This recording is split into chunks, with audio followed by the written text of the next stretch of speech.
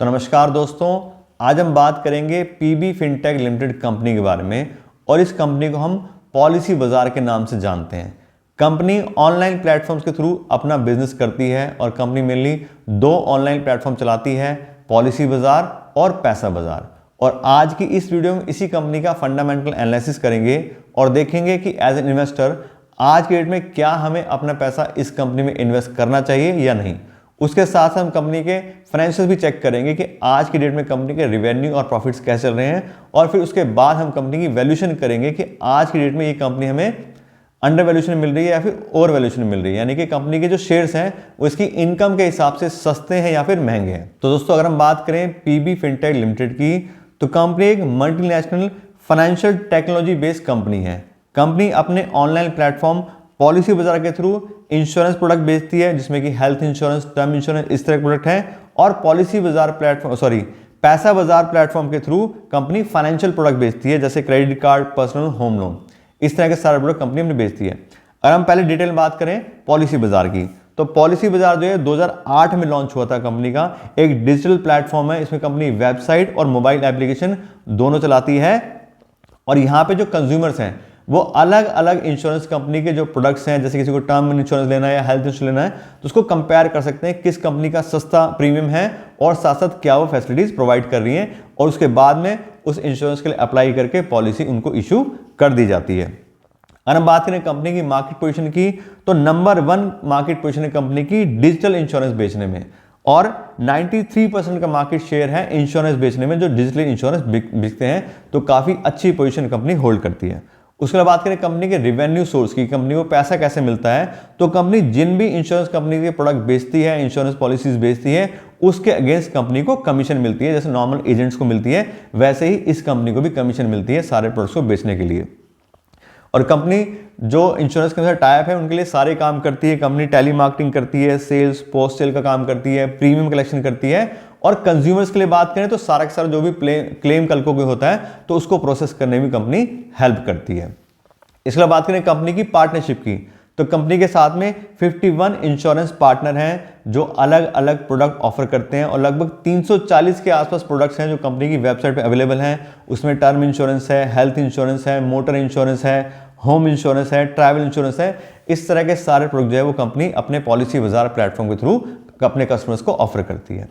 उसके बाद बात करें पैसा बाजार की, पैसा बाजार जो प्लेटफॉर्म है ये 2014 में लॉन्च हुआ था। और ये भी एक इंडिपेंडेंट डिजिटल लैंडिंग प्लेटफॉर्म है। इसके थ्रू जो कंज्यूमर्स है वो अपने लोन्स के लिए अप्लाई कर सकते हैं। उसमें भी सेम बात है कि पहले कंपेयर कर सकते हैं कौन से बैंक से लोन लेना है, कितना रेट ऑफ इंटरेस्ट है, क्या टर्म्स कंडीशन है, और फिर इसको चूज करके इसी प्लेटफॉर्म के थ्रू जो लोग हैं वो अपने इस फाइनेंशियल प्रोडक्ट्स को जो है वो अप्लाई कर सकते हैं। यहां भी बात करें तो इस मार्केट सेक्टर में भी नंबर 1 पोजीशन कंपनी होल्ड करती है डिजिटल मार्केट सेगमेंट के अंदर। और बात करें तो हम बात करें लोन डिसबर्सल के ऊपर, यानी कि सबसे ज्यादा लोन डिसबर्सल ऑनलाइन प्लेटफॉर्म में है वो पैसा बाजार ही करता है। और यहां बात करें कंपनी की पार्टनरशिप की, तो 54 पार्टनरशिप कंपनी के साथ में, जिसमें अलग अलग बड़े बड़े बैंक्स हैं, एनबीएफसीज हैं, जो बहुत सारे प्रोडक्ट अपने यहाँ पे ऑफर करते हैं। उसमें पर्सनल लोन है, बिजनेस लोन है, credit card, home loan, loan against property, इस तरह के लगभग सारे ही लोन जो हैं वो इस प्लेटफॉर्म के थ्रू आप इसमें ले सकते हैं। लोग अप्लाई करते हैं, सब चीज़ें बढ़िया कंपनी की चल रही हैं। कंपनी की सर्विस भी काफ़ी अच्छी है जो हमने देखा है। उसके बात करें तो जो कंपनी काम करती है एक एसेट लाइट बिजनेस मॉडल पे काम करती है। एसेट लाइट बिजनेस मॉडल क्या है कि कंपनी का अपना कोई रिस्क नहीं है। अगर किसी ने इंश्योरेंस कंपनी खरीदी है और कल को क्लेम आता है तो इंश्योरेंस कंपनी को उसका पैसा देना है, इनको कोई पैसा उसका नहीं देना है। ऐसे ही लोन अगेंस्ट है। अगर किसी ने लोन लिया है और उस बैंक का पैसा वो टाइम से नहीं दे पा रहा तो बैंक वाले अपने आप उससे पैसा वसूल करेंगे। इनको अपने पास से किसी भी इंश्योरेंस वाले को या फिर लोन वाले को पेमेंट की कोई टेंशन नहीं है। इनका अपना काम है सर्विस प्रोवाइड करना, उसके अगेंस्ट जो है वो उनको पैसा कमीशन का मिल जाता है। वो लोन मिलता है, लोन कराते हैं तो लोन की कमीशन मिल जाती है, पॉलिसी बेचते हैं तो पॉलिसी की कमीशन मिल जाती है। अपना कोई लैंडिंग का या किसी तरह का कोई भी कंपनी का रिस्क नहीं है। तो बात करें कंपनी के बिजनेस की, तो बिजनेस बहुत बढ़िया है।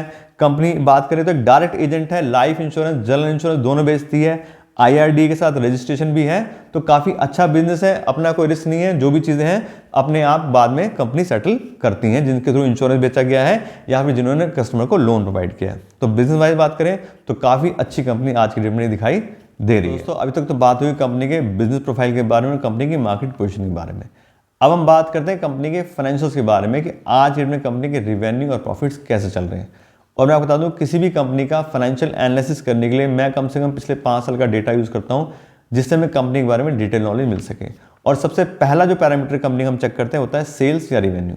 और यहाँ पे इस कंपनी का डेटा चेक करें तो 2019 में कंपनी के रेवेन्यू थे लगभग 500 करोड़ के आसपास, जो कि बहुत ही अच्छे से इंक्रीज हो गए 2023 में 2500 करोड़ पे हो गया। यानी कि पिछले 5 साल में 5 गुना कंपनी का जो रेवेन्यू है वो हो गया है। और काफ़ी अच्छे 50% के CAGR से कंपनी ने अपनी सेल्स में ग्रोथ दिखाई है। तो काफ़ी अच्छी ग्रोथ कंपनी की सेल्स में हुई है। लेकिन बाकी का सारा डेटा देखें तो बाकी सब चीज़ें नेगेटिव में आ रही हैं। कंपनी ने सिर्फ अपनी सेल्स इंक्रीज करी हैं, लेकिन प्रॉफिट की बात करें तो पिछले 5 साल में दूर दूर तक कभी भी प्रॉफिट कंपनी को यहाँ पे अभी तक नहीं हुआ है। बात करें अगले पैरामीटर की तो ऑपरेटिंग प्रॉफिट मार्जिन लगातार पिछले 5 साल से आप देखोगे तो नेगेटिव चल रहा है। -68% था 2019 में, फिर 63% 2022 में, 2023 में भी 26% का लॉस हुआ है। तो कंपनी पिछले 5 साल से ऑपरेटिंग लॉस में चल रही है। उसका रीज़न क्या है कि अभी कंपनी मार्केट कैप्चर करना चाह रही है। सारा का सारा जो कंपनी की अर्निंग है वो एडवर्टाइजमेंट में, मार्केटिंग में, उसमें सारा पैसा खर्च हो रहा है और कंपनी को कोई भी प्रॉफिट नहीं हो रहा है। अब ऑपरेटिंग प्रॉफिट ही नहीं है तो आगे नेट प्रॉफिट की तो कोई मतलब ही नहीं है। नेट प्रॉफिट यहाँ देखें तो 300-350 करोड़ का लॉस था अपने को 2019 के अंदर, और 2023 में भी कंपनी को लगभग 500 करोड़ का लॉस है। तो पिछले 5 साल से अभी कंपनी लॉस में ही चल रही है। ऐसी बात करें फ्री कैश फ्लो की तो कंपनी के पास प्रॉफिट ही नहीं है, तो फ्री कैश फ्लो का भी कोई मतलब नहीं है। और यहाँ पे देखें तो सिर्फ 23 करोड़ रुपए का 2021 में जो था वो यहाँ पे पॉजिटिव फ्री कैश फ्लो था। अदरवाइज बाकी सब जगह ही आप देखोगे तो नेगेटिव फ्री कैश फ्लो है। और फ्री कैश फ्लो को हम कंपनी को वैल्यू करते हैं और फ्री कैश फ्लो को ही हम अर्निंग मानते हैं, तो कंपनी में फ्री कैश फ्लो अवेलेबल ही नहीं है। तो इन्वेस्टमेंट की बात करें तो कोई सेंस ही नहीं बनता लॉस मेकिंग कंपनी में इन्वेस्ट करने का हमारे हिसाब से, क्योंकि हम तो प्रॉफिट और उसके ऊपर भी फ्री कैश फ्लो के ऊपर कंपनी को वैल्यू करते हैं, उसके ऊपर जज करते हैं कि कंपनी में फ्री कैश फ्लो अवेलेबल है या नहीं है। और यहाँ देखें तो कोई कंपनी में फ्री कैश फ्लो अवेलेबल नहीं है, तो इन्वेस्टमेंट का तो कोई मतलब बनता ही नहीं है। बाकी फिर भी हम बाकी सारे पैरामीटर भी कंपनी के चेक कर लेते हैं। तो dividend pay out percentage, company को अर्निंग ही नहीं है तो डिविडेंड कहाँ से देगी, तो वो भी सारा पिछले 5 साल से जीरो चल रहा है। और फिर बात करें नेक्स्ट पैरामीटर की तो नेक्स्ट हो गया डेट बाय इक्विटी रेशियो। ये कंपनी का ठीक है कि 0.05, यानी कंपनी कोई डेट नहीं लिया, अपने ही पैसे सारा बिजनेस कंपनी अभी कर रही है। उसके बाद करें अगले पैरामीटर की रिटर्न ऑन इक्विटी, ये भी नेगेटिव आ रहा है। Last year -9% return on equity था और पिछले 5 साल का एवरेज देखें तो उसमें भी -18%, यानी 18% पर ईयर का लॉस हो रहा है जो भी इन्वेस्टर अपना पैसा इस कंपनी से इन्वेस्ट कर रहे हैं उनके ऊपर। तो कुल मिला के देखें तो बिल्कुल भी अच्छे फाइनेंशियल नहीं है, ना कंपनी के पास कोई प्रॉफिट है और अभी लॉस ही लॉस चल रहा है। और कब तक लॉस चलेगा ये नहीं पता। अभी जो बिजनेस टाइप के होते हैं क्या है, ये होप बिजनेस है कि ठीक है कल को कंपनी और अच्छे से जो है मार्केट कैप्चर करेगी, लोगों को रिटेंशन में रखेगी, पॉलिसीज बेचेगी, तब उसको अर्निंग शुरू होगी। लेकिन अगर कंपनी के एडवर्टाइजमेंट खर्चे जो है वो हमेशा हाई रहेंगे तो हमेशा कंपनी लॉस में रहेगी। उनको कैसे मैनेज करेगी कंपनी, कितना प्रीमियम कलेक्शन हो रहा है, कितना एडवर्टीजमेंट कल को खर्चा कर रही कंपनी, बहुत सारी चीज़ डिपेंड करती हैं, तब जाके कहीं कंपनी प्रॉफिट में आएगी नहीं आएगी अभी कुछ नहीं पता। तो कुल मिला के बात करें कंपनी के फाइनेंशियल अच्छे नहीं है। फिर अगर हम बात करें कंपनी की वैल्यूएशन की तो जैसे हम हमेशा बात करते हैं कंपनी को फ्री कैश फ्लो को वैल्यू करते हैं। अब कंपनी के पास फ्री कैश फ्लो ही नहीं है तो कंपनी कोई वैल्यूएशन हो नहीं सकती। उसका मतलब यह कंपनी ऑलरेडी ओवर वैल्यूएशन में है कि नेगेटिव फ्री कैश फ्लो है, लॉस में है कंपनी, और फिर भी उसको वैल्यूएशन करें तो कोई मतलब ही नहीं है इन्वेस्टमेंट करने का। शेयर प्राइस की बात करें तो आज की जो कंपनी का शेयर प्राइस चल रहा है 918 रुपये के आसपास, यानी कि 900 साढ़े 900 के बीच में कंपनी के जो शेयर है वो ट्रेड कर रहे हैं। लेकिन कुल मिलाकर देखें तो मेरे हिसाब से इस तरह के बिजनेस में अपना पैसा इन्वेस्ट करना सही नहीं है, क्योंकि एक होप बिजनेस है कि ठीक है कल को कुछ होगा तब कंपनी को अर्निंग आएगी। लेकिन बात करें तो इसी शेयर मार्केट के अंदर बहुत सारी ऐसी कंपनी अवेलेबल हैं जिनके प्रोडक्ट अच्छे हैं, कंपनी की अर्निंग अच्छी है, फ्री कैश फ्लो अवेलेबल है, और फिर भी वो कंपनी हमें सस्ते दाम पर मिलती हैं। तो हम जो मेहनत कर रहे हैं वो सिर्फ इसीलिए कर रहे हैं कि कौन सी कंपनी इन्वेस्ट नहीं करना है वो हमें आज पता लग गया, और कौन सी कंपनी अच्छी है वो हम ढूंढेंगे और हमें वो सही प्राइस में मिल रहेगी तो हम उसमें इन्वेस्टमेंट करेंगे। तो आज के लिए इतना ही रखते हैं। आपको कंपनी के बारे में डिटेल नॉलेज दे दी है। आशा करते हैं आपको वीडियो अच्छी लगी होगी। अगर आपको वीडियो अच्छी लगी हो तो उसको लाइक और शेयर जरूर कीजिएगा और साथ साथ मेरे चैनल को सब्सक्राइब कर लीजिएगा। Thank you so much.